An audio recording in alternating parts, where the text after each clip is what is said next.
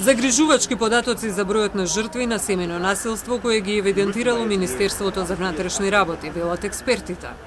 Бројот е секогаш поголем затоа што голем број жени и деца поради инертноста на системот многу тешко се одлучуваат да го пријават насилникот. Во 2022 година биле пријавени 1117 кривични дела во врска со семејно насилство во Македонија, 675 телесни повреди, 26 тешки повреди, 9 убиства, 389 загрозувања на безбедноста.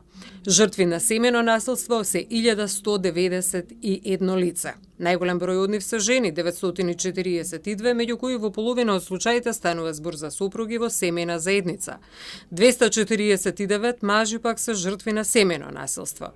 Најголем број сторители на кривични дела за семејно насилство се мажи 1061 и синови 171. Често жртвите се виктимизирани, се осудувани и тоа дополнително ги обесхрабрува да понатаму продолжат со постапките и токму поради тоа и знаат често и да се откажат во текот на постапката, што особено загрижува затоа што на тој начин жртвата не ја добива заштитата која што е потребна, е оставена повторно во насилната средина и е обесхрабрена за и во иднина доколку се случи нешто пострашно како што е фемицид на пример, да не може да пријави всушност затоа што више дошло до фемицид. Загрижувачки се и податоците за полови напади врз деца во првите 3 месеци од минатата година. Голем број малолетни, некои од нив помали од 14 години.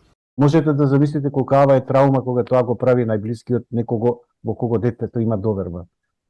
И токму затоа ќе нагласам, високите казни за ова најгрозоморно би рекол дело кој остава доживотни трауми, некојаш децата и со години молчат за ова, е многу важно да се работи на превенција уште во најрана детска возраст за права на приватност, несоодветно допирање да се алармира на време до тие кои може да му помогнат на детето. И уште нешто се залагаме поодамна да се воведе така наречен Мариин закон, она што во Србија веќе постои, да нема застарување на полов напад на дете под 14 години како кривично дело. Детската амбасада воедно се залага за доживотна казна за секој рецидивист повторништво на полов напад на дете под 14 години.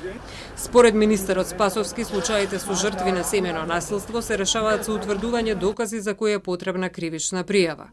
МВР со апел да се пријавуваат сите случаи на семејно насилство за насилниците да бидат санкционирани.